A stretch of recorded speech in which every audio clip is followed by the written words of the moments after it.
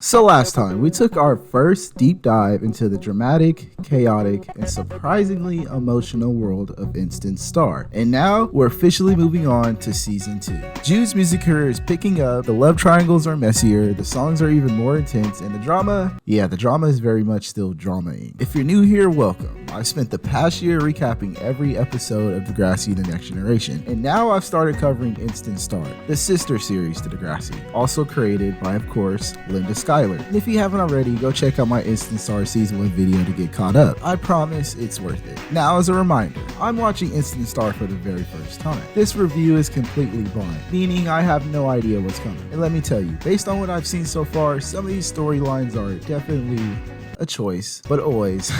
I'll be reviewing each episode, giving my honest thoughts, and ranking the original songs featured in each one of them from my favorite to least favorite. So without further ado, let's jump right into Instant Star Season 2.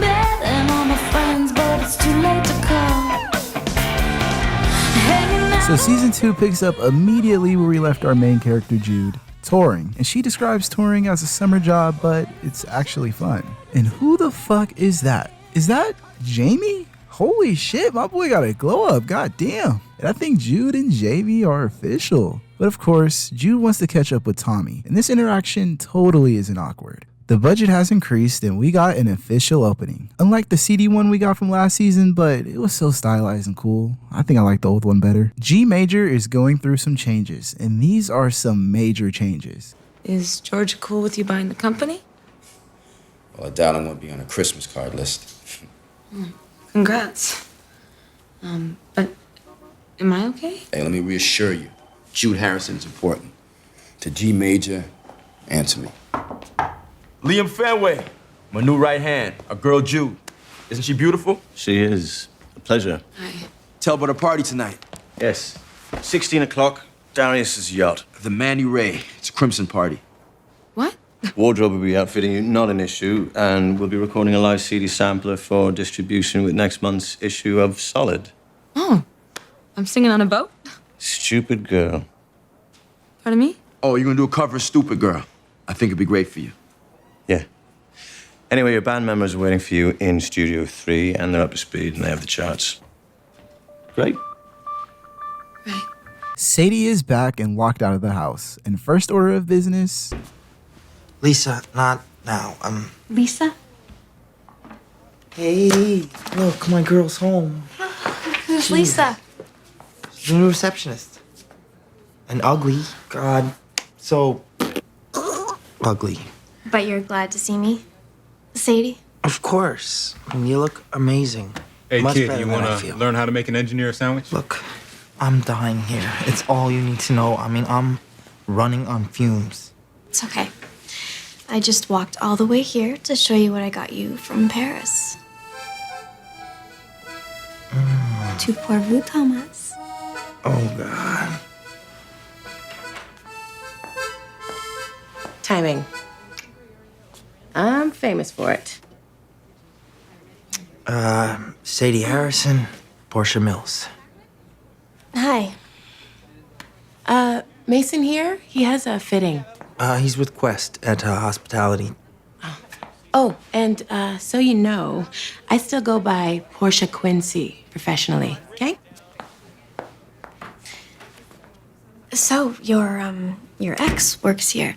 I prefer to think of her as my boss's sister. Okay, not that that's much better. I guess I should go. Sadie. See you later, okay? Jude is practicing for her upcoming yacht performance, and the boys think they're already ready. So practice is over. Jamie swings by, and Jude lets him in on what's new at G Major. And they want me to sing this cover, Stupid Girl, at this launch thing tonight. Yeah. Shock therapy, anyone? You're doing a cover? Yeah, that's what I said. And I would have if I hadn't been wetting my pants out of general paralyzing freaked outness. Well, what do you want to do? I want to sleep for 6 days. Then, you know, since I'm singing, I want to do one of my own songs. Well, you should fight for what you want. Yeah, only if you stand up for your rights as musical super manager. I gotta book this stuff through you, Jane. All right. It looks like it's time for Team Us Go kick some G major ass then. Yes! So Darius is hosting a press conference, but this isn't any press conference. This is round 2 of Instant Star, and Darius already has 3 runner-ups, and Jude thinks this is Darius' way of trying to replace her. Jude and Tommy are talking G major in the new Instant Star competition, and Tommy tells Jude straight up, in this business, sometimes you just gotta do what you gotta do. Cut to Sadie, and she's fantasizing about a perfect life with Tommy. Quest swings by and offers her a cookie, but I think she needs someone to talk to right now. Well, hello to you too. I'm allergic to seeing girls cry, is all. Too bad, because I'm not talking to you. Suit yourself. It's just, Tommy said he'd come to Europe with me, but he only spent a week in Italy, so I end up wasting the rest of my trip mooning around Prague, and then I get home and I'm locked out of my house and he has no time for me. Look, I've worked with Tom for years. Okay, there's this whole corporate thing going on, and he's as stressed as I've ever seen him. You just gotta take a step back. Give space. You don't know what that week in Italy was like for me. I mean, it was everything I ever wanted. Okay. We got this work party tonight. Okay, me and Tom are gonna be busy, but at least you can come by and say hi. Promise you're gonna give my man some space? Sure. It's yacht party time, and it's time to hear what these new Instant Stars have to offer. But Sadie is tired of the games and gives Tommy a ultimatum. That backing track sounds tinny. When exactly would be a good time? This is me working. This is me coming back from months in Europe and getting totally ignored by you. You didn't even invite me today. I'm not just gonna wait around. Okay? Either you want to be with me, or you don't. I'm working. Quest, that's driving me crazy. Do you or don't you, Tommy? You're gonna make me decide right now. That's better. Yeah. Decide now. Then no.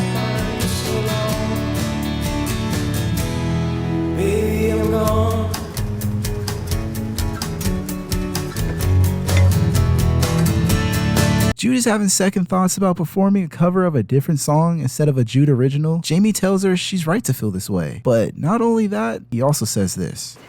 I love you. That's right, I said it. I love you. Jamie, have you had a bunch of crantinis? No, I do. I love you. Real Jude. Fierce Jude. The one who forgets to comb her hair. You know, who writes songs that make me want to punch people. Or cry. Sometimes simultaneously. You go out there. You be the Judiest Jude that you can be. And they're gonna love you. Just like I do. Promise. I don't know if I can. Jude starts her performance singing the cover. Before she can even get halfway through, she cuts the music and plays What She Wants, which is the first song of Alex Johnson's second studio album titled My Sweet Time. And this song isn't trying to be flashy, it's low-key smooth, and it's not the kind of song that's just gonna blow you away on the first listen, but me personally, I think this is a better option. But Darius is a hater and turns that shit off.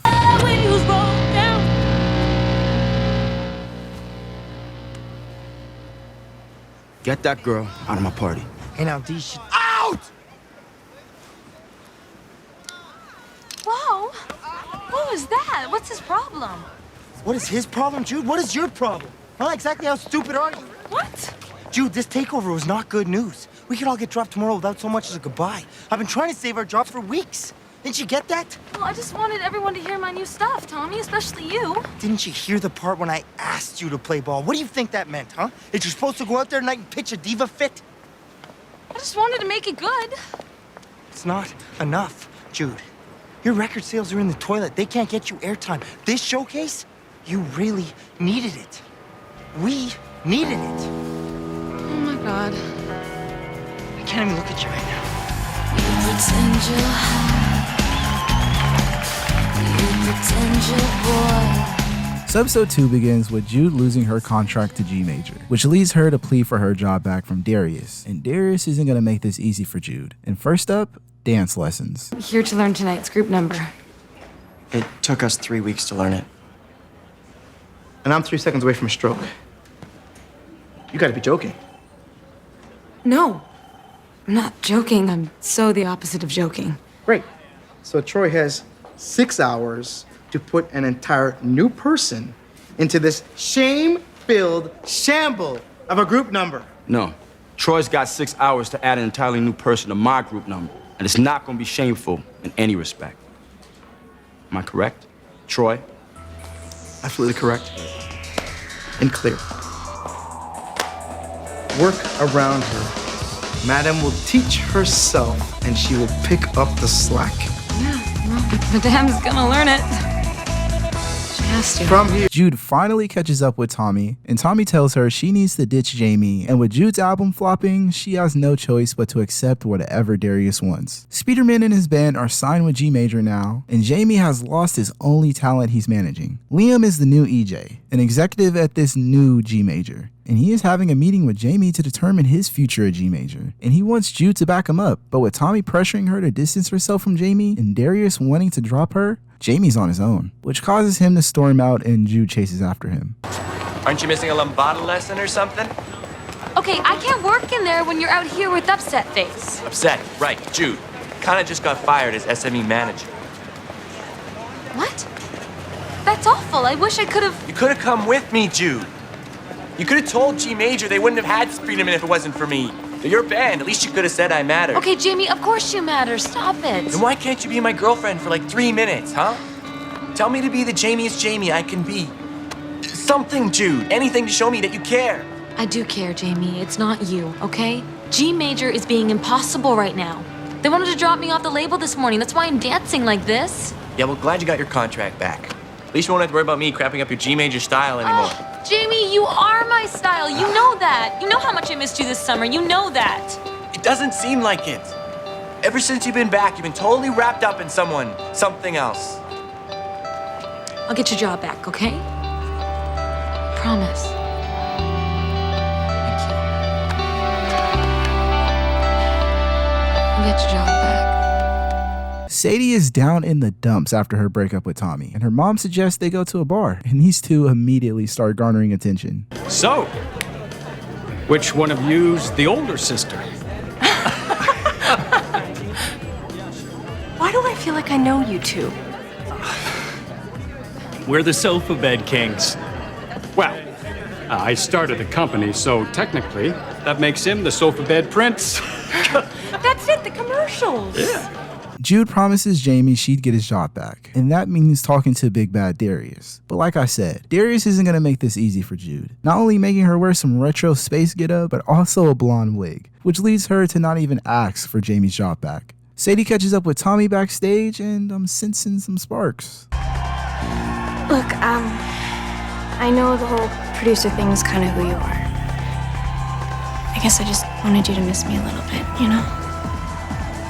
And you got your wish then. Look, I think I got time Friday for a drive-by ribeye and a beer. Would you take that? I'll take you. Early, late. I'm still gonna be busy. That's okay. I ordered a crate of patience. Express delivery.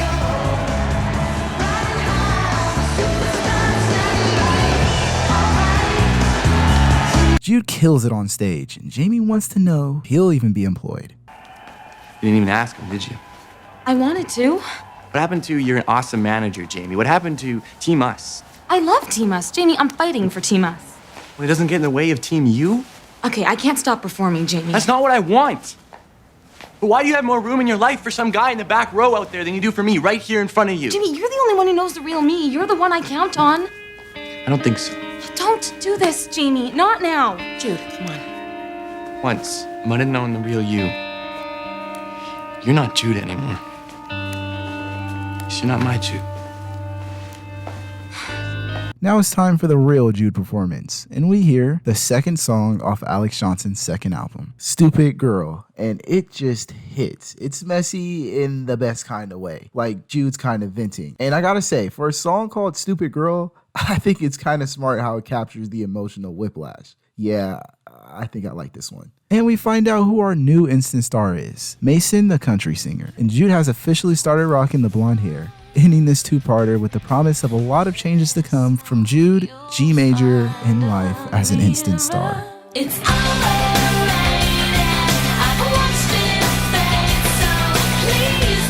Episode 3 starts off with Jude going on a public sit-down radio talk show, and the host is such an asshole. You're a doll. No, seriously, you're like a doll, all blonde and manufactured. I could see my 7-year-old daughter want to shove you in the dream camper with your crotchless boyfriend. Speaking of which, are you getting any plastic boyfriend action, princess pop star? Still, they say what doesn't kill you makes you stronger. So I guess I should be roaring. No. No boyfriend? Better grab one quick before your career is over. Too late. Any last words before you hit the bottom of the delete bin? So with Jude's new pop star identity, her band starts making fun of her, and they're even playing a gig without her. Meanwhile, Sadie is pledging for a sorority, and one of her sisters mocks her about Jude being her sister, and what she plans on auctioning to raise funds for the sorority. Back at G major, Jude is starting to sound like Sadie, trying to record a new song, and Darius and Liam are not impressed. Time for that auction, and let's see what Sadie could have possibly thought of to auction off. Who would like to go on a dream date with Tommy Q from Boys Attack? 50, 100, 150, 200, 500. He wears the famous white bandana. $2,000. He doesn't have to wear a thing. Sold to be for a big, huge, fatter than a least wad of cash. At Jude's place, we get the return of Kat, and both our girls need to get over Jamie. And Kat brought a gift from New York. Your best friend in the world clearly needs to remind you who you are. Well, I'm clearly not Jude Andrews. Oh, sorry. I kind of bought that before you two went thermonuclear and destroyed each other. Yet another reason why you should be 21 tonight and go out with your Brooklyn-born pal, Katarina Pitt. That's awesome. All right, well, you know, I finally figured out the perfect comeback for Speederman. Well, be prepared to miss curfew. New York brought out my hardcore.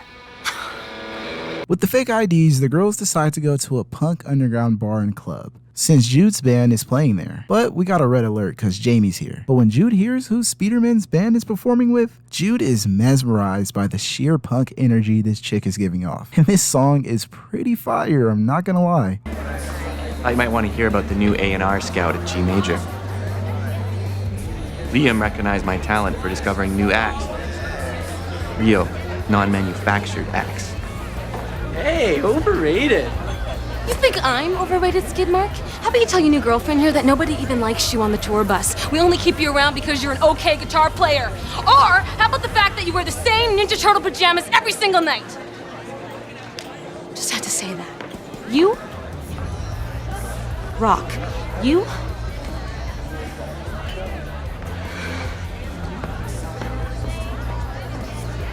They're Thundercats pajamas. Hi, Miss Sewer. James Andrews, A&R. I don't do industry dorks. So Jude and Patsy, the girl who was performing, share a drink together. And Kat tells Jude this is a bad idea. And don't you just hate when people are right, cause Jude and Patsy are drunk, causing havoc throughout the streets, and end up graffitiing a billboard promoting that asshole radio host from earlier, which ends up putting our instant star in jail. Jude Andrews? I'm so going back to my maiden name. Find me a father who thinks bailing his daughter out at 4:30 in the morning is a real chuckle. Not like I can't steal some more. They confiscated my cans. Yeah, I was charged with impersonation. Even the police think I'm a fraud. Hey, harden up. At least we got some free eats out of this joint. See you around sometime? Hey, don't you let the dinks get you down. In the music industry, luckily, controversy sells records, so Jude can use this to her advantage if she performs at a concert hosted by said radio host. But Jude's been on the pop star run lately, so performing at a hardcore punk concert could potentially be kinda bad. Sign me up. Sadie informs Tommy of his upcoming date, and it's time for Jude to perform at this controversial concert. And she lets Speederman and her band know, no matter what, do not stop playing. Tommy goes on this special date for Sadie, but this girl is the Tommy Q fan, and Sadie does not like this. Get your hands off my honey. Excuse me?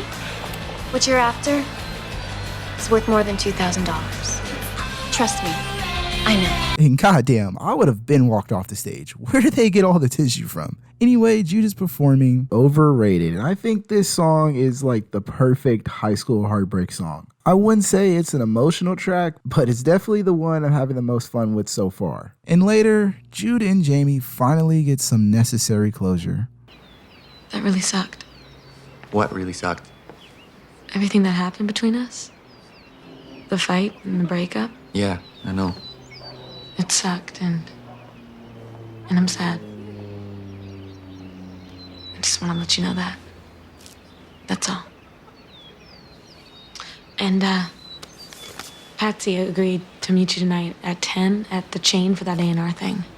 Jude, that's incredible. Wow. Yeah, I told her that you weren't like most record guys and that she could trust you.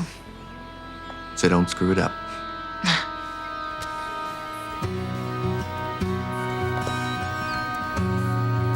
See you around?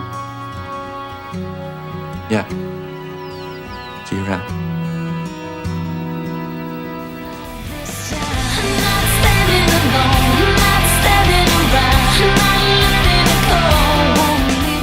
So Jude's first album is still unfortunately tanking, and Liam and Darius decide she needs a 4-month break before she can get started on her sophomore album. At family dinner, there's a special guest, Jude's mom's divorce lawyer, and they're settling money and finances. Today at G Major, we're celebrating our new leadership and Jamie's new position as an A&R. His first talent, Patsy, but I'm guessing she's a Batman fan because she loves disappearing, trust me. And Jude has an ultimatum for Darius. For you, okay? A bootleg recording, one song. Yeah, and we release it unofficially and only online. So we just give a song away for free? Viral marketing, Mr. D. Serious boost to Jude's credibility. Yeah, and we record it really quickly, raw, unpackaged, super cheap. I just need a producer.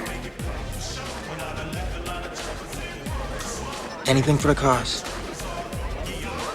Lee. Change of plans. Let's make sure the initiative twins here get 3 hours with time. Right, the only available time I have is tomorrow morning, 7 till 10. What? In the AM? Yes. Oh, great. Cool. Jamie, pissed off after Patsy ditched him, goes after her. But Patsy does this? Appreciate you.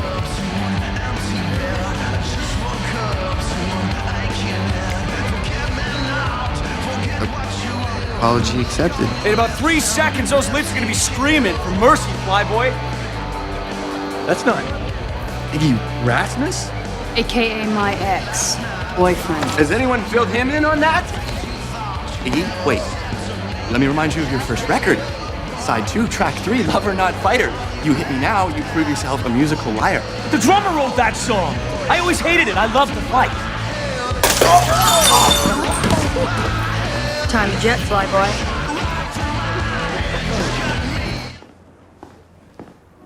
Okay, we can hide out here. At least until Sid Vicious drinks away the brain cell that remembers me. This is an office. Office. Let's just go back to your pad, okay? My nana's pretty old school, as in no Pierce punks before marriage. You're bleeding. Oh, yeah. No, not enough to fill a bucket. Here.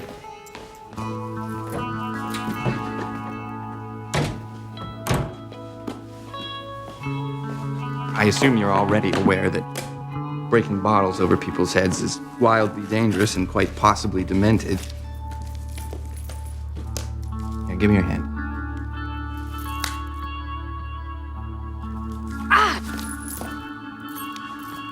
Sorry. Won't sting this time, I promise.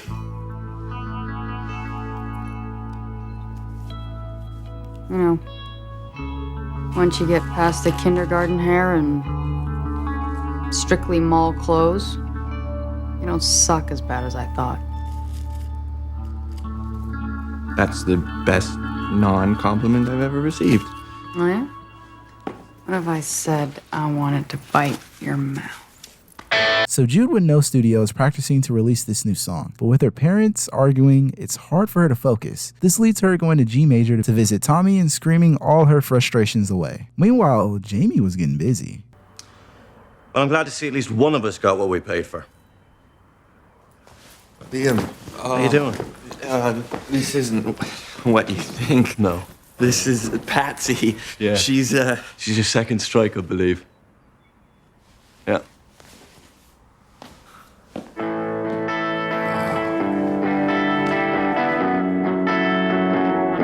Oh, great. Creativity comes in strange ways, and singing while upside down is one of them, but Liam doesn't think this is very productive. This is called the creative process.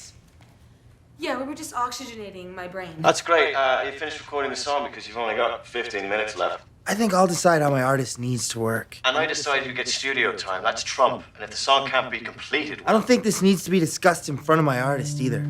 Okay, stop. Darius said... To give you 3 hours. You got your 3 hours. Now why don't you go home and consider yourself barred from G major for 4 months? Jude tries to make amends with Liam to get more studio time, but all Liam has for her is to pay for studio time, even though she's one of G major's star talent. Anything I need to know before I go in there? Don't. Okay, it won't help if you two spew any more testosterone and pee all over each other. Dude, for real? What are you gonna do then? Call MTV. Because this girl's joining the real world and getting herself a crib. When you're 16 and broke, the only person you can go to for money is your parents. So Jude tries to sweet talk her dad into giving her $12,000 a month for studio time, which almost kills him, and he politely tells her no. After Patsy disappeared again, we find her in a garbage bin. What the fuck are you doing in a garbage bin? Beside that, she has a gift for Jamie, a new punk-inspired military jacket Patsy stole from him after last night. And this jacket is sick as fuck. Jude's studio issue is no longer an issue when Spider-Man surprises her with this. Paradise comes equipped with all your rock goddess amenities. Soundproof, spill-resistant, and has only a slight odor of mold. And rumor has it, Joey Ramone once passed out on this very couch. I think the rumor's that it came from Ramone's Furniture Emporium. You found this? For me? It's for us. Dude, you're in a band now. Band's back up their lead singers, huh? It's perfect. A friend of Patsy's rents it out cheap. How cheap? Did you see the neighborhood? Jamie speaks with Patsy in her car, and if she has a car, why was she in the garbage bin? Later, Jude speaks with her mom and her divorce lawyer, and with one signature, she can ensure she gets that studio. And she does just that. And to break in this new space, we hear the 4th song from Alex Johnson's studio album, titled Not Standing Around. And this song is definitely gonna get Jude some attention. I think this could easily be the theme song of the whole show. It's slow when it needs to be, as well as fast. And this mix really complements each other. I would describe it as a perfect blend of pop, rock, defiant. Definitely didn't just Google that. And after that amazing performance, Jude and Tommy speak about G major and the future of Jude's career. And they promise each other they'll always work together, whether at G major or this rundown studio.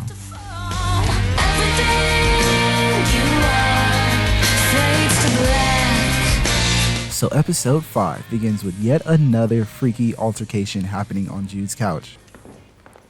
Mom? Mom's divorce lawyer? It's Dawn. Sweetie, we were just... If life is like cars, I hope my shock absorbers are working at full capacity. Oh, now that's some fancy litigation. Oh, my dad. So Kat has been Jude's personal cab, helping her make it to PR interviews. Jamie has got another promotion writing blogs and articles for G Major. And today, he's doing one on Jude, since one of her songs is going to be in an upcoming horror movie. Liam is going over analytics at G Major for an investors meeting. And Tommy, and me for that matter, are bored as fuck listening to corporate speech. So he tells Liam, Your whole chart thing, it's a little dry. Well, investors are dry, Tommy. Not record company investors. See, the way I see it, they want a little more sizzle with their steak. Oh, yes, the meat metaphor. Last bastion of the elegant adroit businessman. Oh, the big vocabulary. Last bastion of the pretentious know-it-all. I'm sorry, man, but if Darius was here, he'd say the same thing. Yeah, I think Tommy's right. Really? Then why doesn't Mr. Wright kick off tonight's presentation with a little A&R report then? That's great, man. I'm all over it. Knock 'em dead. Jude speaks with her dad for the first time since signing those divorce papers, and she's here to ask her dad if he'll help fix up an old Mustang she found. But her dad has been keeping his space with her, and he doesn't want to help. Back at G Major, cab driver Kat gets the boot since G Major leadership is changing. And we get a blast from the past when Chaz shows up after touring with Boys Attack after that telethon. And it's slowly bringing him back in public conscious. But Tommy is a man now, a man who has investors to impress. We are gonna turn up the hot to scorching. And with Jude Harrison's new song in cinemas nationwide. How does that translate? Well, my French is mediocre, but I can try in Italian if that would help. Could you turn down the racket and tell me if G Major profits in any way? Well, let's just say we're happy for the exposure. I mean, it could be, very... Money? Do you get any money? It's all right, Tommy, I got it. Carl, to answer your question, profits from the soundtrack itself are rather insubstantial. Thank you. Pretty faces, Kat was outside waiting for Jude for 3 hours. And to make things worse, the premiere for Jude's movie, Kat was supposed to go with Jude, but... You got me a ticket and a designer dress? Okay, don't hate me. Okay. Mason was standing right beside me. I screwed up. I'm sorry. I follow you around all day and all I get is some half-eaten weirdo sandwich? I don't even know what chutney is. It's like a pickle jelly. It's really tasty. I don't care what chutney is. What I do care about is not being treated like a doormat by my supposed so-called best friend. I forgot my bag at your rehearsal space. We go get it. So if catching Jude's mom wasn't enough freakiness for one episode, let's add Jamie to the list. I love you in this.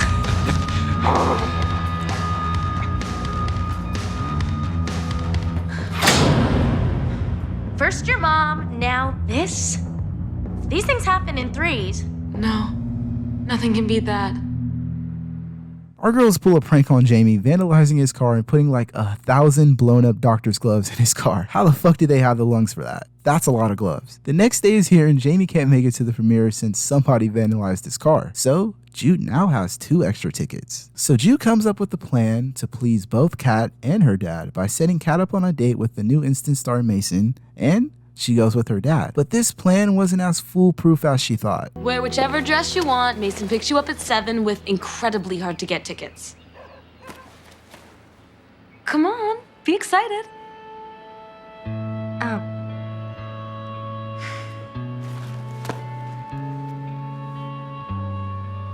Can't stop thinking about Jamie. No matter how hard I try. I know. Seeing him and Patsy together was brutal.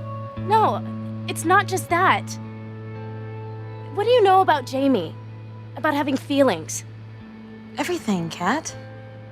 You went out with him to show me up. No, it wasn't like that. The only guy I ever really cared about, and you had to steal him. What's going on?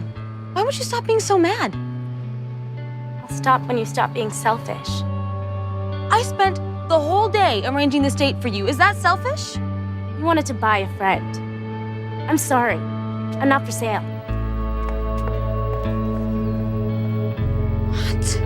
It's movie time for Jude and Kat, and meanwhile at a bar, the Boys Attack reunion is official. At the movies though, we got to not only hear Alex Johnson's 5th song from her 2nd studio album, but an accompanying music video styled after the horror film we're supposed to be seeing. And these visuals are visualizing. But for the song, I like the song. It's moody and introspective. Definitely one of the more emotional songs of the season so far. It's the one you put on when everything's falling apart. It's not one of my faves though. I think I like the visuals way more. Jude's dad tries to iron things out with Kat and her, but Kat, overwhelmed with pressure, does this? What the fuck do y'all got me watching? Tommy, drunk by the way, pulls up on Sadie and spills his heart out about being a middle school dropout and eventually passes out, and inside his pocket, not 1, but 2 girls' numbers. Uh-oh. Jude convinced her dad to get the Mustang, and Kat finally airs out all her issues with her and Jude's relationship. You have this glamorous life. I can't compete. I'm not competing. Yeah, but I am. And I can't win. I get a boyfriend and he's in love with you.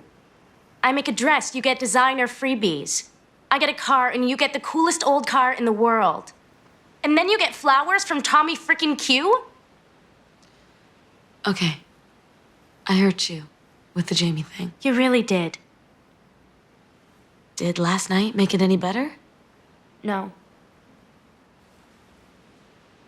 Because we can't be friends if I want to wreck it every time you're happy. And there's nothing I can do about it? Maybe I'll feel different someday. But now, I get it.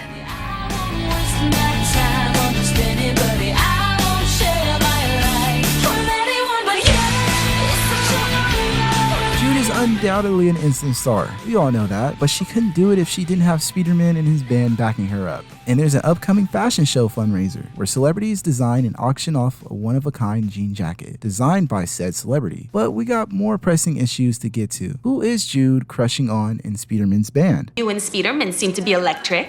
Huh? Yeah, so is shock therapy. Maybe you need some, Harrison. Don't be jealous. Jude just can't resist me. Right here. Hottest gossip on any all-music channel. Well, actually, it's all a lie. Because truly, my heart belongs to Wally. Aww. Yeah, I love me some Wally.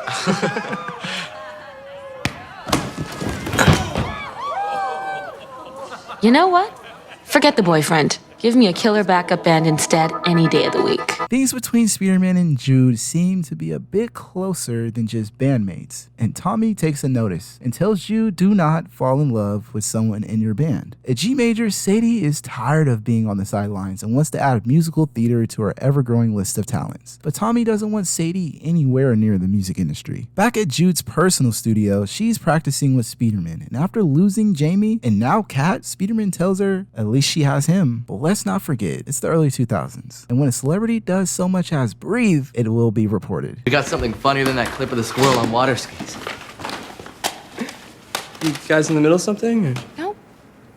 Bring on the laughs. All right.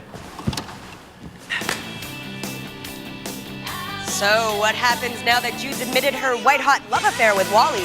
Eat Talk Daily will keep you updated as the steamy tale continues.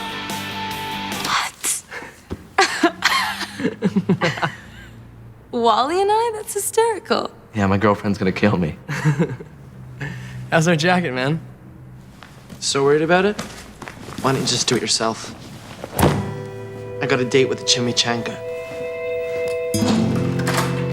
Sadie is back at G Major in search for Tommy, but what she finds is Darius's sister and Tommy's ex-wife, Portia, the new head publicist for G Major, and she wants to help Sadie with her singing. Later, we get to see the jean jacket design, and Spiderman's been acting very weird lately. Change of plans, guys? Publicity peeps have decided that Jude should walk the runway with her new boyfriend, so, sorry. There you go, Mr. Jude Harrison. I hope you model better than you play bass. Can't you just tell her?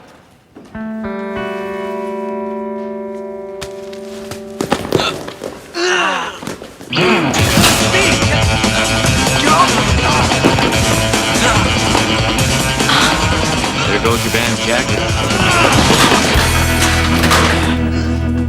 There goes my band.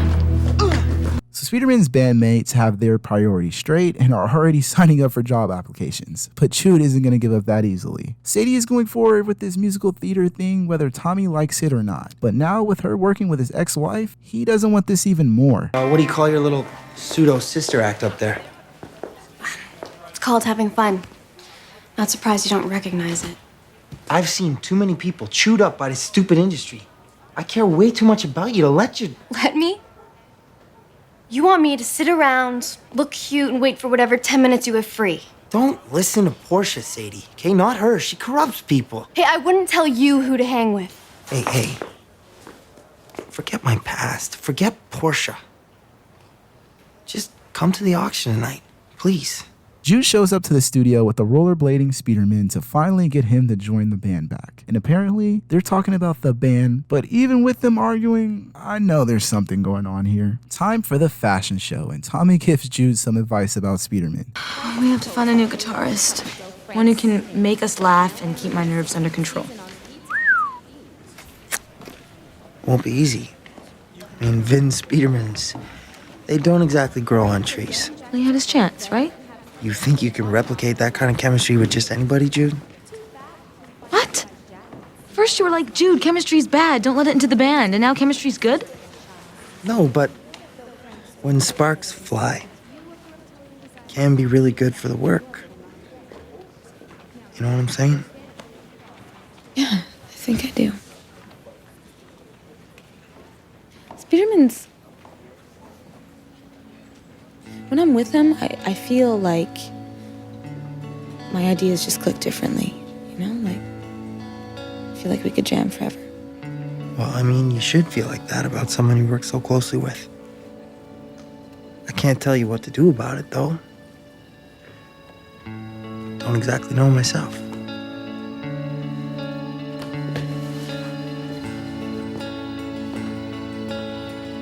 I don't want to mess up the band.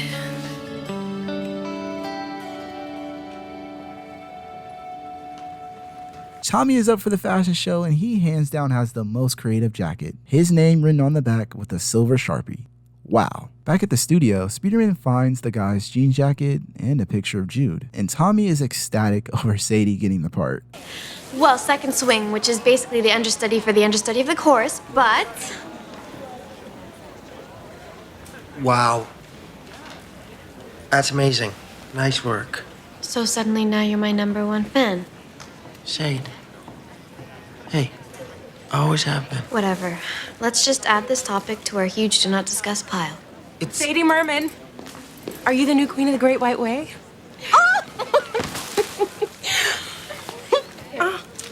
Thank you. Jude actually runs into Speederman on her way to find him, but we don't have any time for an emotional talk or apology because the fashion show is going on. So Jude, accompanied with Speederman, go on stage, and we hear the 6th song from Alex Johnson's studio album titled Anyone But You. Has that early 2000s garage band energy we desperately need back in society. It's catchy, it's angsty, and honestly, it's currently my favorite one. And after some shenanigans, the guys and Jude raise over $6,000. Portia warns Sadie about Tommy, and before the episode is over, we get the answer to the Jude and Speederman situationship. These two are official.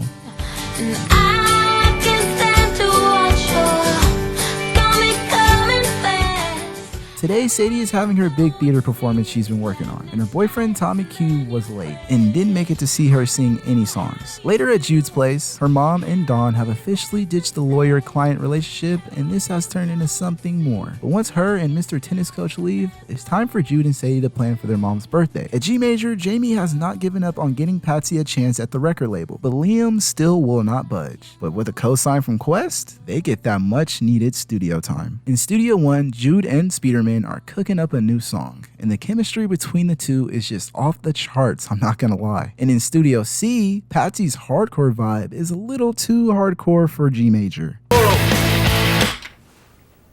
Liam, may I finally introduce to you Patsy Sewer, savior of punk? But why are we not saving it with the door shut so as to contain the sounds of her apparent crucifixion? I didn't like the vibe. Just wanted to air out the stench of corporate irony. Really? Quest, shouldn't you be with me in the irony-filled Studio 1? Sorry, man. I thought we still had half an hour. Yeah, I'm going for Grace Slick. Circa the 1976 Mano album. I don't care who you're channeling. You could be channeling Grace Kelly for all I care. That's enough. Mr. Andrews, go buy my lunch. Patsy, we'll book another time. All depends on how hot the soup is when it arrives. That is why major record labels are destroying music! Later, Tommy has to work overtime at G Major with Liam's strict studio restrictions in place. But there's an upside to this. Quest's cousin is a model, which means she has model friends who would just love a piece of Tommy Q. This will definitely not end poorly. Jamie takes Patsy to an underground punk concert to prove everyone at G Major isn't a complete stick in the mud like Liam. But speak of the devil, and he shall appear. So was that lame and anal. Yeah, that's really good. Why do you hate me so? Cut back to G Major, and it looks like a model tornado hit this place. Sadie goes looking for Tommy, but this is what she finds instead. Shh, don't go in, he's sleeping.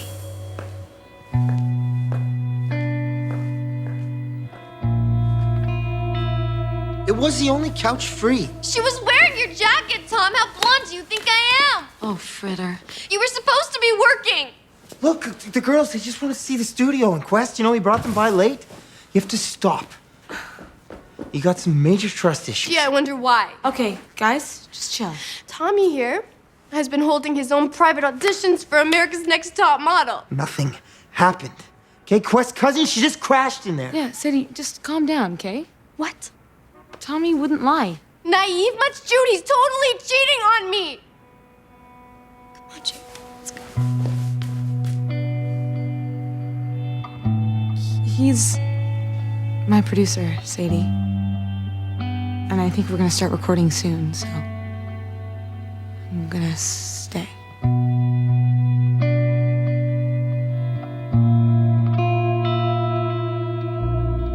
After Jude picks sides, her and Sadie aren't exactly on speaking terms right now. And remember that big party they planned for their mom? Yeah, she's currently on her way to New York with Dawn, so the girls have to make do with what they got. And Jude comes up with the idea for them to throw a 70s disco party and they can invite all their friends. Meanwhile, Liam and Jamie start actually bonding when Jamie finds out Liam isn't just a ruthless businessman, but a fan of music just like Jamie. 70s disco night is upon us, with Twister, Pong, and Speederman's terrible dance moves. But all Sadie can think about is Tommy, so Jude invites him. Do you honestly care about my sister? Is that why you called? Do you? I'm starting to feel like if I can't make it work with Sadie, maybe I can't make it work with anyone. I don't know. Can you just give her this tomorrow or something?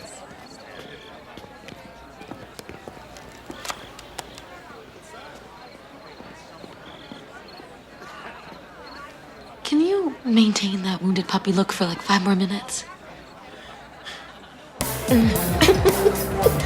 Sadie, do you trust me? Oddly, yeah, I do. Okay, can you go to your room? Jamie and Liam get in a tussle waiting in line, and we hear the 7th song from Alex Johnson's second debut album, Natural Disaster. And it's unapologetic. It's less about polish and more about raw emotion. Might not be everyone's favorite, but it's similar to how I describe Fade to Black, a song that you just put on when everything's falling apart. Anyway, Tommy gives the necklace to Sadie personally, and Sadie takes him back. But after Jude speaks with Tommy's ex-wife and Quest, maybe Tommy isn't the saint he claims to be. Dude, it's okay, he explained. Well, I've stopped buying what he's selling, and you should too. I didn't do anything. I trusted you, Tommy. I took your side. And I didn't do anything. You were supposed to be different. You were supposed to be the one that I believed in. Stop lying to me and go home.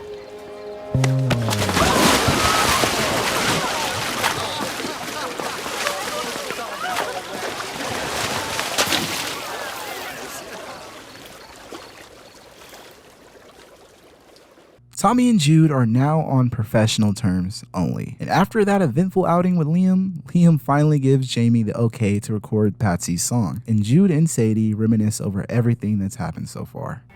He used to be a poster on my wall. I was literally dating the guy of my dreams. What did he even see in me? Sadie, you're totally gorgeous. And you're smart. But I wasn't smart when I was with him. Have you ever liked a guy so much that it made you like yourself even less? I'm not sure. I've done some things I'm really not proud of.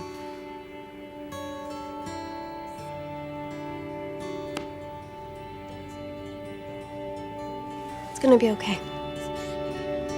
All of it. Yeah. Who am I fooling? I'm just a smiling face in a make-believe world. So episode 8 opens with Drake? Aubrey, what are you doing here? Mr. Graham in this universe is the host for a music award show, and they're picking nominees for an upcoming event, and of course, with Jude's album flopping, she doesn't think she has a shot, but surprisingly... And Jude Harrison.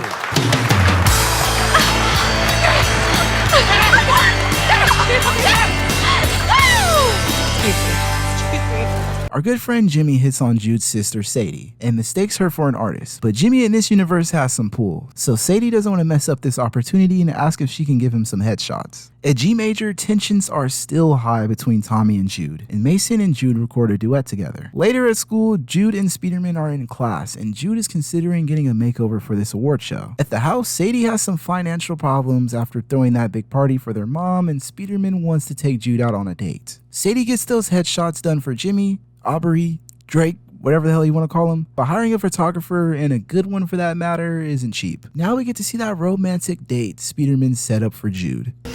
Dude, back pocket. Wally, fake cheeks. Oh, got him. You forget how to play touch already? Football? Same rules as on tour. I thought we were on a date. Yeah, that's why you're on my team and not Kyle's this time. Remember, speed hates losing. Sorry. Jude gets that makeover she was talking about earlier with Speederman, and he's here to voice his opinion. Don't say anything. You still mad at me? Come on, Jude. It's truce time. Is that your natural hair? Me? Yeah. It's magnificent. Would you call it cooperative? I think you look beautiful, Jude. Hey, back off my date there, cowpoke dude. Actually, cracks like that is why Mason's my date. Here's the icing on Sophista Jude's new look. Or should I say, ice. I got these on loan. They're worth more than Bolivia. Speederman, can you make yourself useful, please?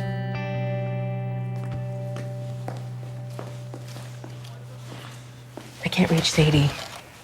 Evening bags and cell phones, not exactly a match made in heaven. I need you to intercept her. Why? He said he was bringing a buddy. Can you catch her and try to warn her, please? I can do better than that. It's time for the CoverGirl Awards, and we got a 3-way jealousy train going here. Speederman brings Sadie to make Jude jealous, Jude brought Mason to make Speederman jealous, and Sadie came with Speederman to make Tommy jealous.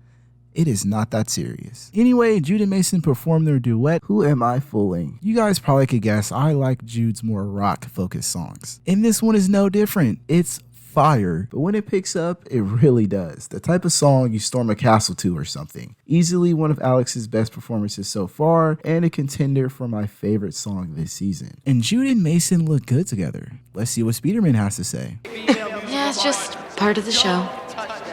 I hope you lose. That wasn't even close to being a joke. I wasn't joking.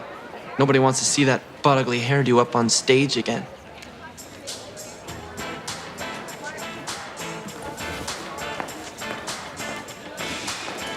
Okay, here's the line. Here's you. At least her plan worked. Kinda. Jude is distraught after hearing such mean words from her boyfriend. She starts breaking down in the bathroom, and those fancy earrings Portia gave her, yeah, she accidentally dropped those down the toilet. Oh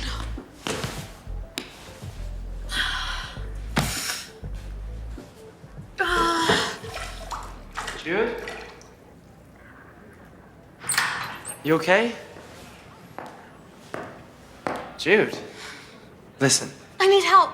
Look, I'm sorry, okay? No. I told Sadie that if it looked like we were together... Just go get somebody, okay? Anybody. Not Portia. It's finally time to catch up with our boy Aubrey. And damn, Ellie is here too? Is this a crossover episode or something? Sadie gives Aubrey the headshots, and apparently he does this to every pretty girl he runs into. He never wanted to give her a job. And Speederman brought Mason to help Jude. How much clam chowder did you have? I lost an earring that Portia got on loan, and it's worth more than Bolivia.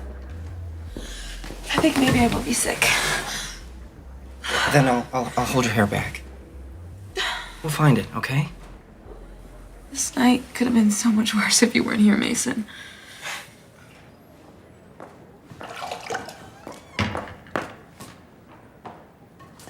Hey, cowboy. Wrong room. Oh, no, don't worry about it. He's so completely gay, it doesn't matter. Okay. Well, y'all have a nice time in here. So Jude is announced as the winner of this whole thing, but she's currently occupied in the bathroom, so Speederman goes up in there to help her. In the bathroom, Sadie grabs Jude and Speederman says something he should have said a long time ago. I'm not Jude, as you might be able to tell. But I gotta thank G Major and Jude and you guys, the fans. You guys did the right thing voting for her. She's like this awesome rock goddess, whether she's covered in mud or angry at me or whatever. She's just incredible, so I'm proud of her. So Mason, Jude, and Speederman all fix their differences while a maintenance man is searching for the earrings, and you will not believe where they were the whole time. I thought you were cute all along. That's why I didn't get the whole stupid I need a makeover stuff. Well, I liked your speech, dude. Come here. Ow. You're getting way too bony.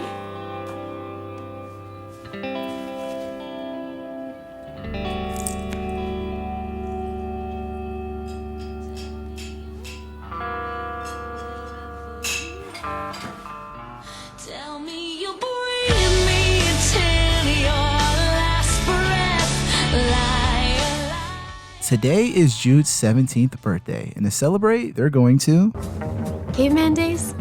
The stupid themed dinner place where you eat with Neanderthals? Yes, and that is my birthday wish.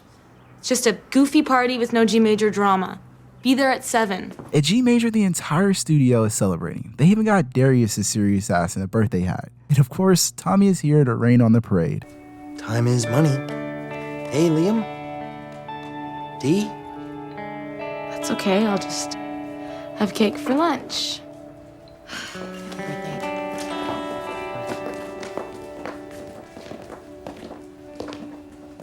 And then there are certain lying, cheating people I'd rather not share my birthday with at all. Jamie pulls up to the Harrison house to offer Jude a birthday present, but her mom does one more and invites him to the caveman-inspired restaurant. But there's only one little problem. Speederman is going to be there. At G Major, Jude and Tommy are still at each other's throats, which is screwing with Jude's recording. And once Quest brings it to Darius' attention, it's now Darius' problem.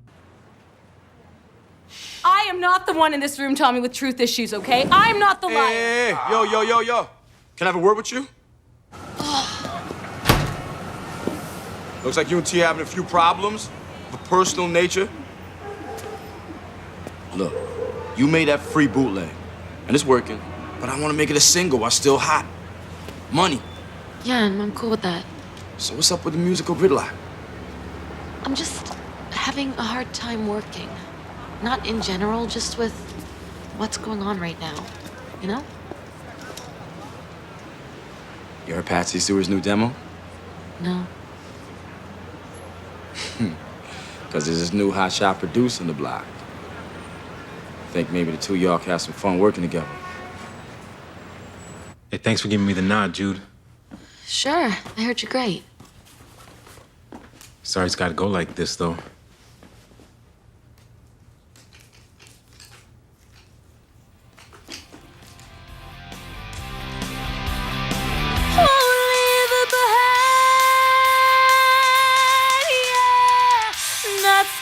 Around, no.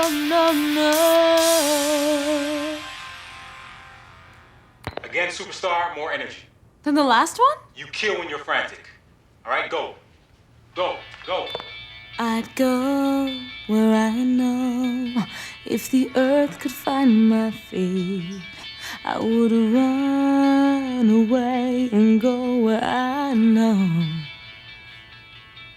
Jude goes to her personal studio, but she hears someone screaming from the pipe, and she heads upstairs to see who could possibly be up there yelling for help. And Jamie and Speederman have their much needed reunion. Free Jurassic poppers because I brought my frequent Firestarter caveman card. Should have known Jude would never pick this farce. What can I say? The girl likes my sense of fun. Although, I'm sure she misses your romantic trips to the morgue. Sure hope our guest of honor gets here soon. Jude finds the source of the yelling, and it's none other than a moving man. Don't let go of the door. No. No. It's my birthday!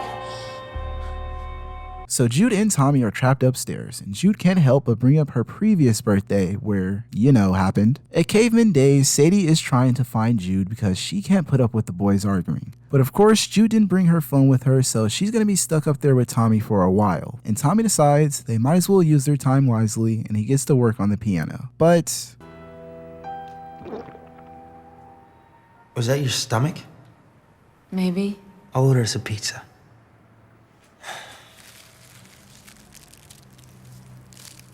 From lunch. Did you pocket the free butter too?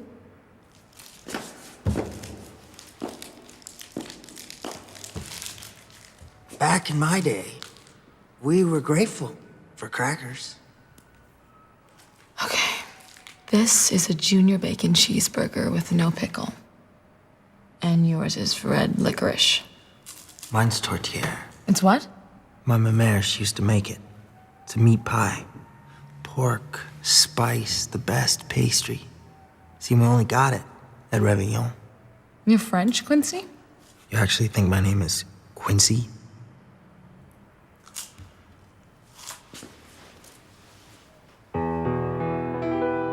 Look, I'm sorry about yelling at you all day. Well, even directed at me? Better than no emotion at all. Okay. Good. So in that case, I have about 50 things I'd like to say, scream, and punch you for. So grab a pencil. We're stuck here. Le loup returne toujours au bois, as my mère would say. Does that mean let's write a song? Close enough. Back at Caveman Days, the boys get physical and start beating the shit out of each other with these foam caveman clubs. Meanwhile, Jude and Tommy are working on a new song, the knife song, Liar Liar. This song takes a while to pick up. Boy, that intro was long. But when the beat drops, it drops. And the piano is soothing, for lack of a better word. This song is melodic and kind of puts you in a trance in a good way, sort of like a Daft Punk Around the World kind of way, if that makes any sense. And Tommy opens up about what happened on that fateful night. I never cheated on Sadie. I swear by anything you want.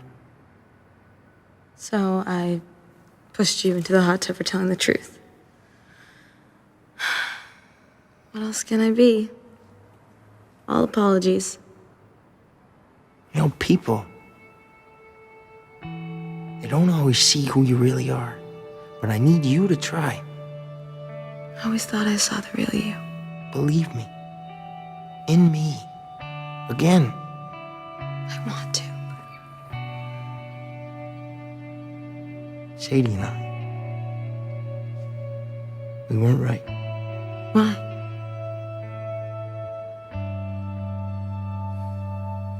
You know exactly why.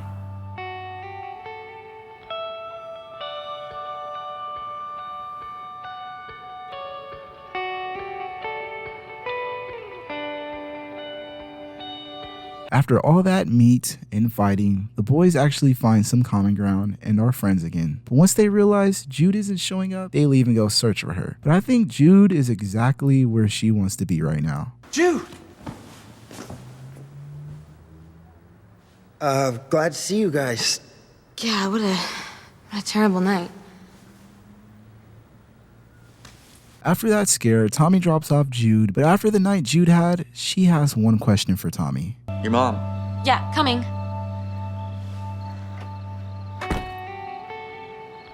So if it's not Quincy, what is it? Good night, Jude.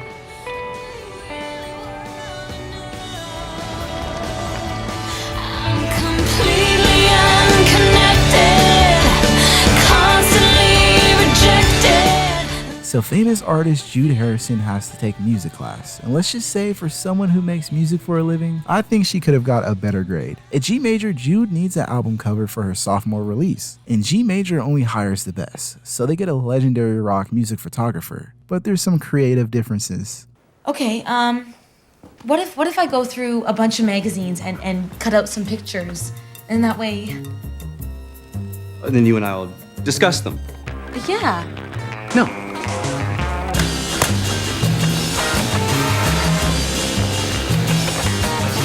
Well, he's not much for the collaborating, huh?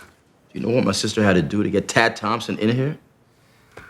Not only did Jude screw up getting Tad Thompson, her grades are now screwing up her career. An editor I know mailed me Dottie Westfield's column for tomorrow. The lead item, one of my flagship artists saying school's for losers. Just gonna tell the whole country that I flunked music? Try the world, Jude. The column's syndicated.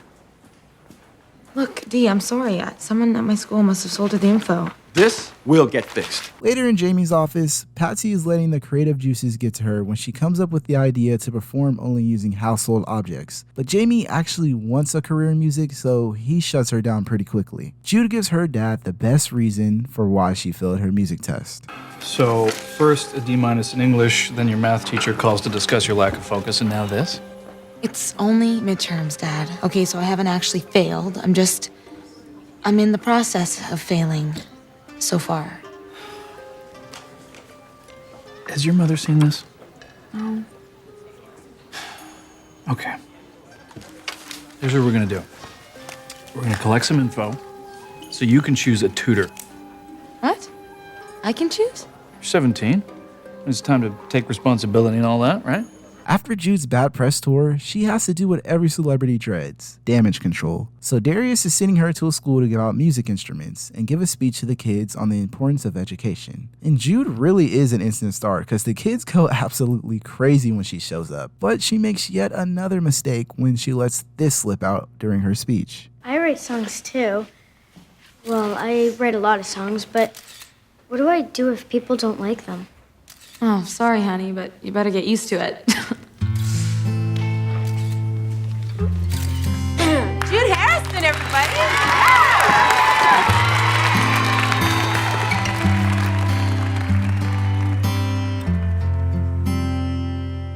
And on the bus headed back to G Major, Tommy has something to say about Jude's response. Hey, kid, get used to people not liking your stuff. Yeah, I had to get used to it. You are a rock star. That kid's 10. Okay, be nice. I've had a rough week. Hey, get used to it. Come on, Tommy, what am I supposed to say? You know how you said you wanted to talk to me earlier? I thought maybe you wanted to talk to me about being your producer again. Yeah, that's exactly what I want. And you know why you need me? I have a few ideas. Because I always pull you through.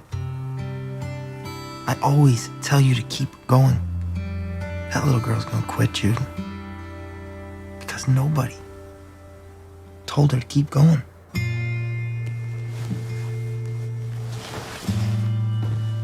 Meanwhile, Jamie is having Patsy problems and wants to prove to her he isn't Liam 2.0. So he asks Peterman for some advice and he gives him a guitar. Ain't no romance in pie charts. You want to turn Patsy on or not? Huh. I'll just hold it a moment. Shh. Listen. Feel the rock. Jude learns that Tommy lore from Sadie we got a few episodes ago. Well, Tommy Q punched people and dropped out of grade 7 to his eternal drunken regret.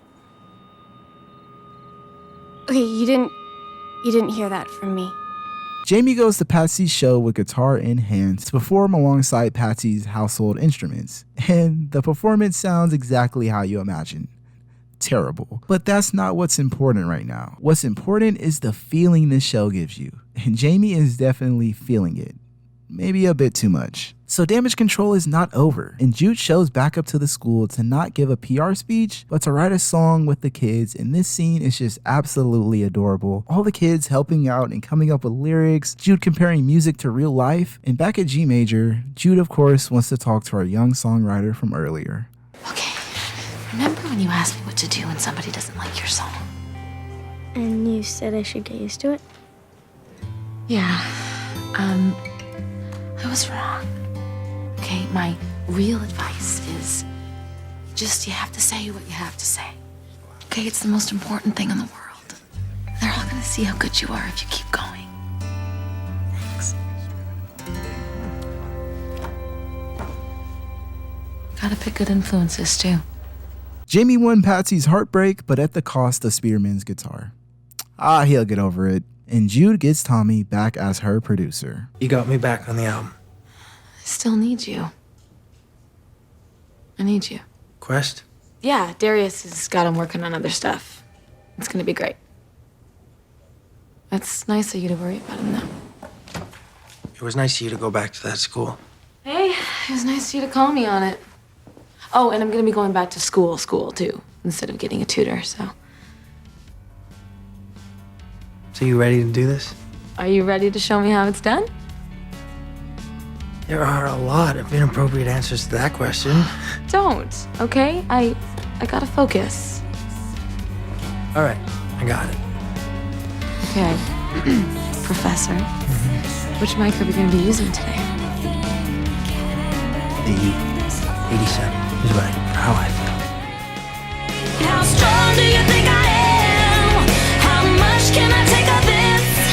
Am I a rock? So Sadie is in need of a job, and G Major is in need of a new receptionist. So she asks Liam for the position. And when she goes to pick up Jude, she's outside writing songs with Tommy. But once our girls arrive home, they find their house with the for sale sign outside. So Jude and Sadie's mom is selling the house since she doesn't want any more connections with her ex-husband. And her new boo Dawn isn't too fond of Jude and Sadie's connections to the house, or them for that matter. After Speederman found Jude and Tommy canoodling upstairs at the studio, and Jude rehiring Tommy to be her producer, he's having doubts about the future of their relationship. Back at the Harrison residence, Sadie and her mom are getting the house ready for potential buyers. And also, her mom is getting married to Dawn, eliminating the possibility of their parents ever getting back together. After hearing the bad news, Sadie informs Jude and she does some much needed retail therapy. But Sadie is kind of broke. That's kind of been her character arc this season. Where is the money coming from? And Jude gives her mom her opinion on everything going on. What are you doing, Jude? Leaving less stuff for you to move, Mom. Honey, we're not moving yet. See? There you go. Yet. We're not moving yet? You know I hate it when you take my words apart. You lied when you said you weren't selling the house, Mom. I know you and Dawn are engaged, okay? Not yet. Don't jinx me. I've barely seen you, Jude. 'Cause you're never home. You don't need me to be. You're off recording and running around, and I never get to go to your performances. 'Cause you're always with Dawn, Mom. The fact is that pretty soon you're gonna be off on tour again soon. Whatever. This is my house too, okay? I do exist. I'm well aware of that. After that heated argument, the only thing or person that can cheer Jude up is Jamie.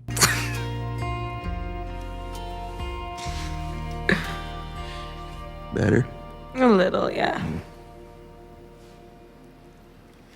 I don't want you to move. I can't imagine you not being there always, you know?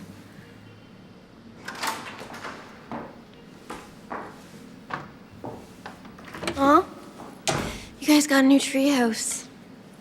Filthy, condemnable treehouse. Hey. No vacancies for evil. Evil. Get out! Evil. Evil.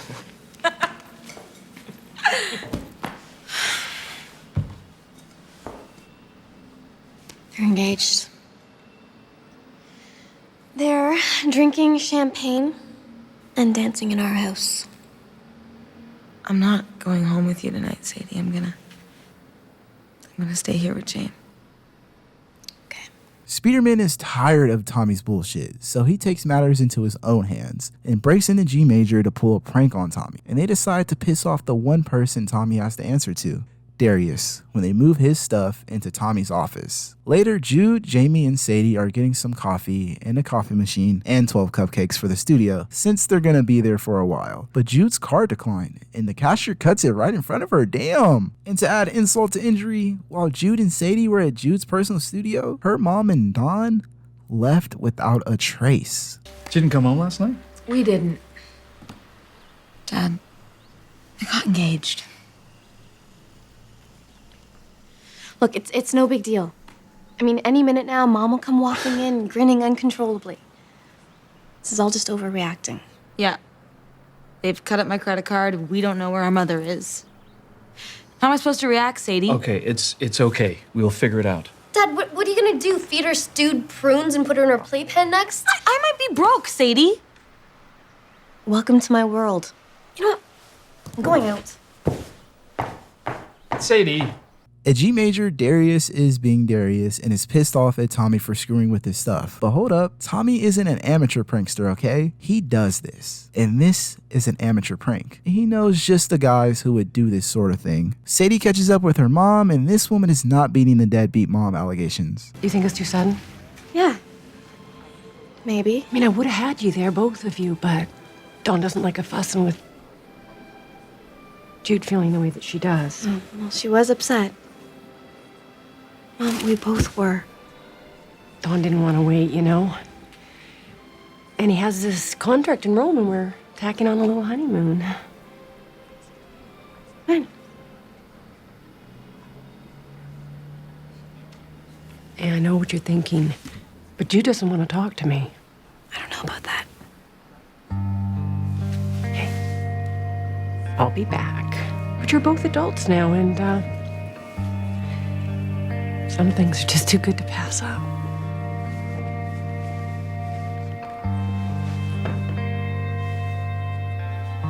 Congratulations. Thanks, Eddie. Meanwhile, at G major, someone murdered Darius? I'm not going back to jail, man! I'm not going back! Just tell me why, Tommy. Why? Portia, look, I'm sorry. Get off! Just leave me alone, man! Dude, you killed him? Look, man, he came at me screaming, all right? He said I stole his stuff. And then he came at me, we struggled with the gun, and then... D, I forgot what happened next. You shot me, T. That's right, I shot him. It's really funny. You nearly gave me a heart attack. You know what your problem is, man? You don't have a sense of humor. Whatever.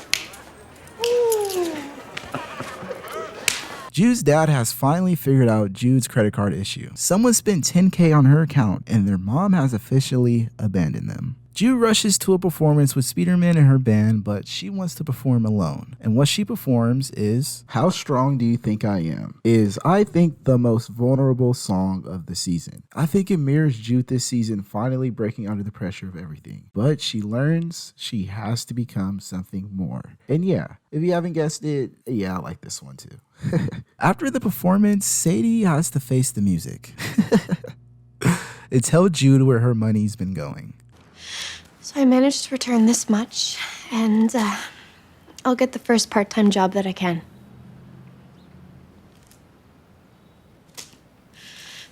Say something. Okay, anything.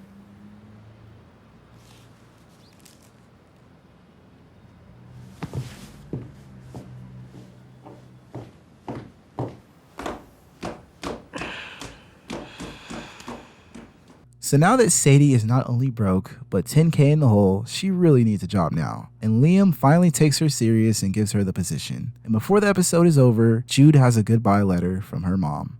I'm kind of too scared to open it. Don't be.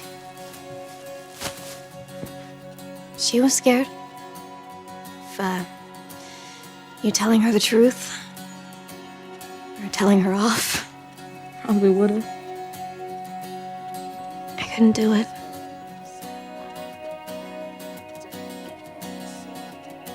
I just don't want to be a bad daughter. Jill, you aren't. Kate.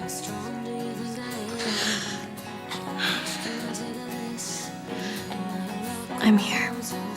Okay? Always. Great.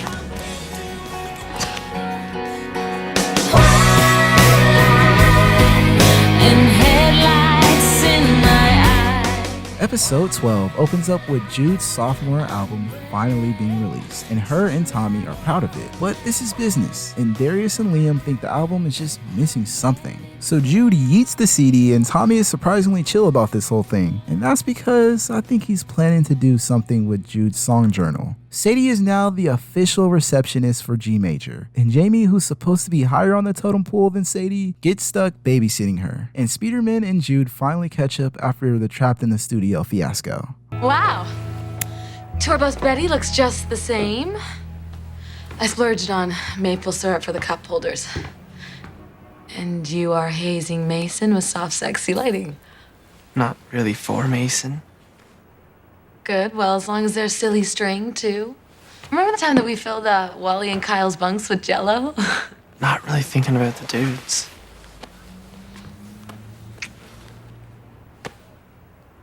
Since we were never really a thing on tour, I thought this would be a good time to christen the bus. I'm reeling. Darius is 86ing some of the songs on my album. He'll come around? Yeah, specifically Anyone But You. Our song? Yeah. He hated our song? Hello? Tommy? Oh, it's Tommy. He's got a plan. I bet he does. Back at G Major, intern or A&R, who knows what he goes by these days, Jamie gets the opportunity to meet up with some executives, but Liam wants Sadie to come with him instead, while Jamie is stuck being the receptionist. Tommy has the perfect plan to save Jude's album, putting one of her personal unreleased songs on it. And to make sure Darius and Liam are both impressed, they record the song Old School, Real to Real. Jamie is not enjoying his new receptionist job and decides to pull a prank on Sadie and orders her 200,000 business cards. Things between Speederman and Jude are pretty awkward right now. And with Speederman going solo, what does that mean for him and Jude? Do you want to go solo? I don't know. Do you want to dump me? Why? Because I didn't want to make out with you on a stinky bus with a fistful of syrup? No. Because when do you want to make out with me? Seems like never. Well, not in the middle of G major. The thing is, actions speak louder than words.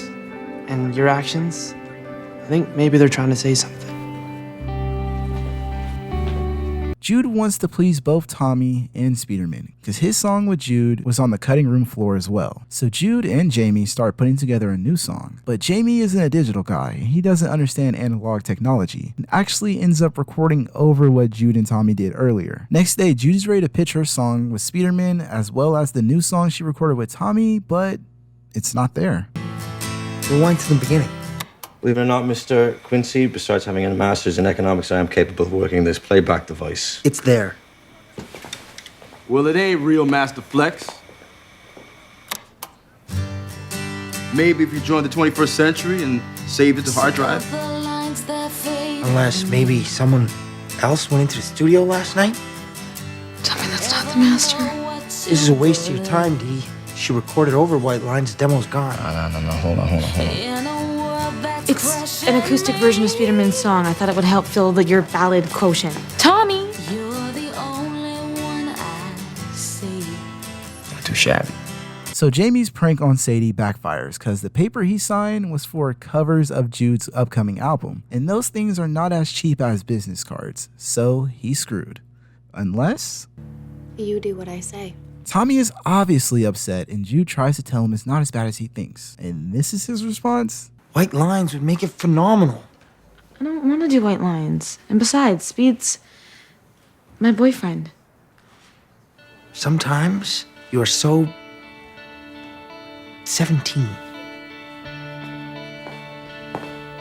Jude and Speederman haven't been much of a couple lately, and it's time for the talk. I tried to save our song. I really did. Truth is, even if you had, we'd still have to talk. I know. I've been scared too. As Jim Morrison said, expose yourself to your deepest fear, and after that, fear has no power. What would the Lizard King say about us breaking up?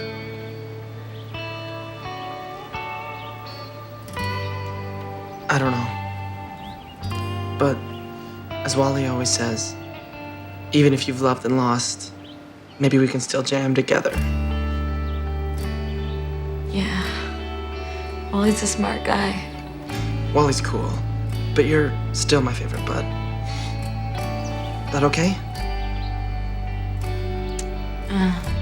We never really were Romeo and Juliet anyways. More like Bart and Lisa Simpson.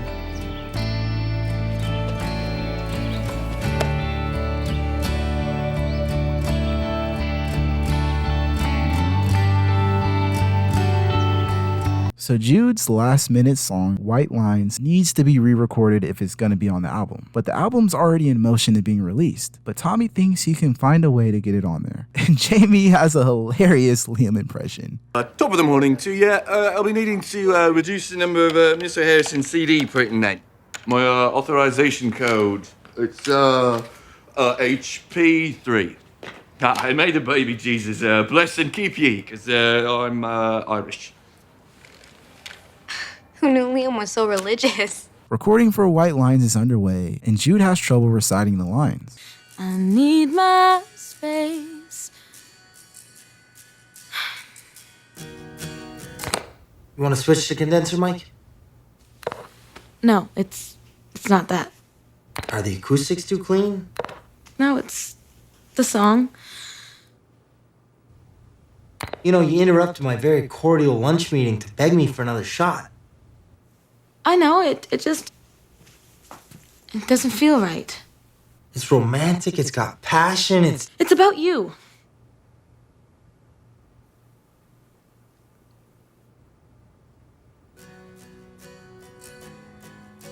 On the tour bus,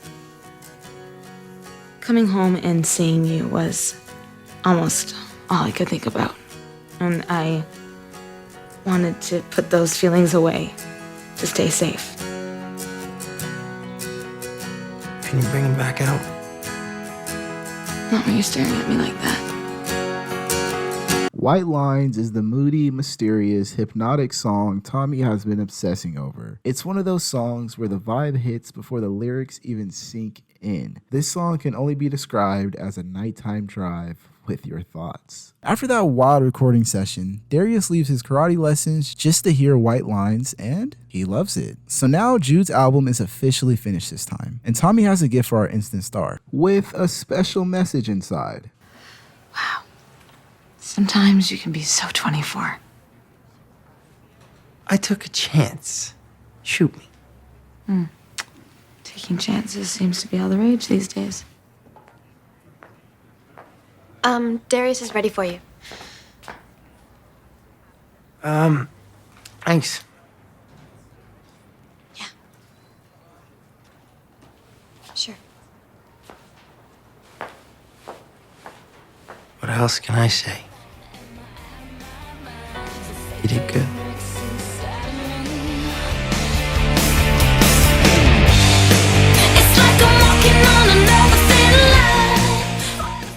Our second instant star, Mason, is heading on tour, just like Jude last season. And Jude's album so far is charting number 3 worldwide. And since her first album flopped, this is pretty good. And Quest invites Sadie to a promotional concert for Jude tonight. So one would expect Darius to be jumping for joy after hearing Jude has hit number 3. But that's because Darius has a different way of showing appreciation.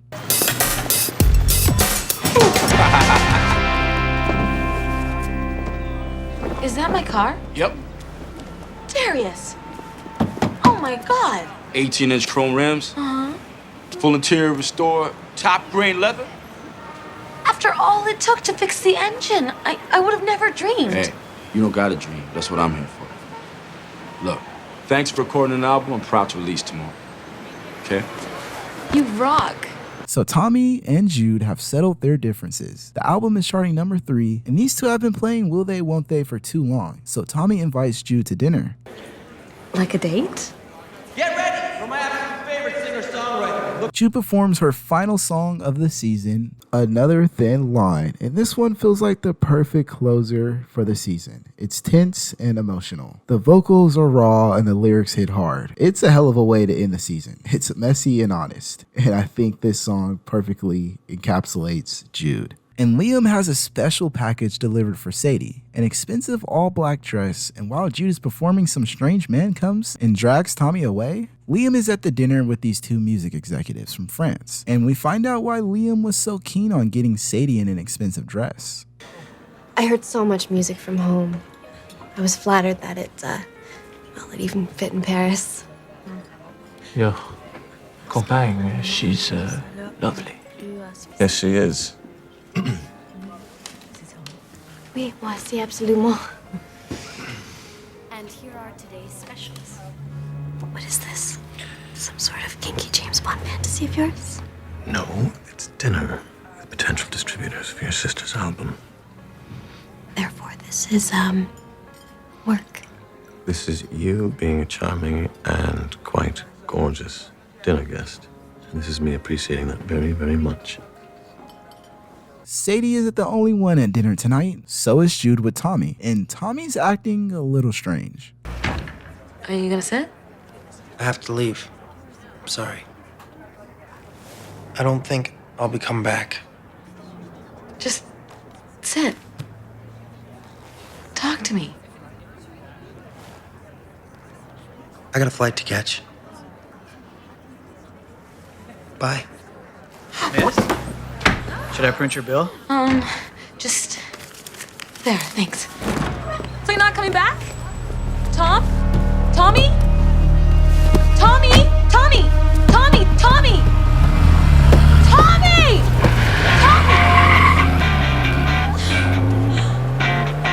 At G Major, Jude's album release party is tonight, and Jude is supposed to perform, but after Tommy's strange disappearance, Jude doesn't want to do anything. And even after a stern "the show must go on" speech from Liam, Jude doesn't want to perform even more. So she does just that, and leaves G Major in that new car Darius got her. Jude, with no one to turn to, goes to the first stop on Mason's tour. Liam and Darius start coming to terms with the fact Jude isn't showing up. Speederman pleads they can play a Jude song, just no Jude, but Darius doesn't like that idea. But good old Jamie has something. Patsy can sing anything. Later at the bar, Jude runs into a supposed fan and asks for a picture. And meanwhile, all this is going on, we finally get to see what Tommy has been up to all this time. And we get to see Patsy kill it at G Major, and Quest shoots his shot with Sadie. And does Tommy have a fucking child? So Jude, down in the dumps, has been drinking. And if you ask me, I think she's had a bit too much. That guy from earlier offers Jude another drink and then escorts her to her room. Please don't tell me what I think is going to happen is about to happen. Key? Oh no, don't go. I hate being by myself. Just stay.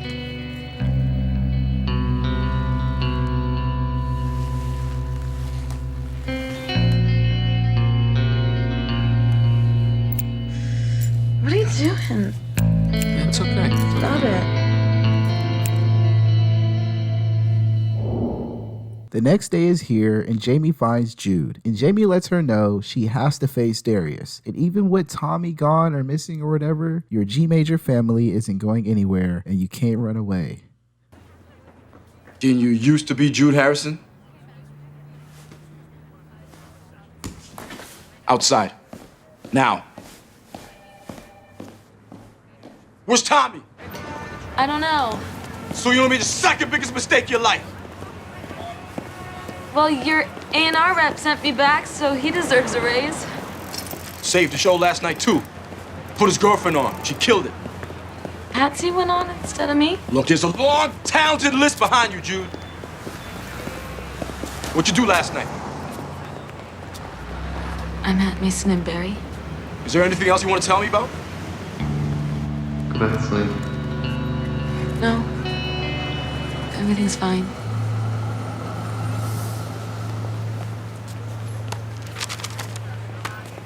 It's the only reason you're getting a second chance.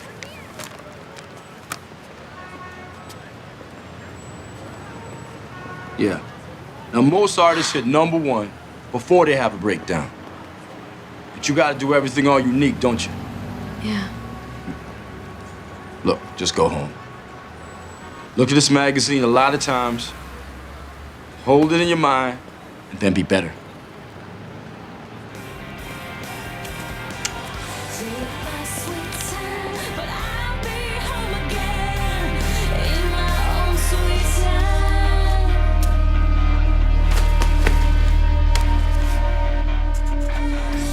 Number one, Jude.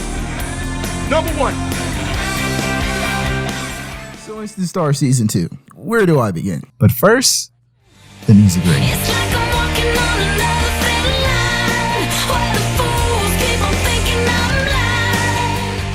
It's wild how this show still feels like Degrassi's cousin in both aesthetic and tone, but at the same time, it's fully doing its own thing. Season 2 honestly surprised me. I was expecting more of the same, Jude has some problems, sings about it, problem solved formula, but instead we got a much deeper dive into the realities of fame and heartbreak. Of course, the love triangle between Jamie, Jude, and Tommy was a heavy way to start off the season. Jamie meeting Patsy eventually, and then the whole thing with Kat still being in love with Jamie definitely set the precedent for what the season was going to be about early. I'm genuinely curious where the show is going to go, especially when Sadie comes into the picture, because I feel like the show is definitely leading towards a Jude and Tommy endgame, but with Sadie, that just makes it awkward. But it's not like the show wasn't already insane enough. But beyond that, this season gave us bangers, like actual good music that doesn't feel like throwaway TV filler, and Jude as a character is growing and slowly finding her voice. And that's something I didn't expect to connect with, but here we are. So yeah, season 2. We've still got a lot more ahead. Another full season of songs, drama, and probably at least one more love triangle. Let me know what your favorite songs were from this season down in the comments below, and of course, drop your hottest takes on the show. Thank you to everyone who made it this far into the end of the video. Degrassi Goes to Hollywood coming soon, I promise. And yeah, guys, it's been Pierre. I'll see you in the next one.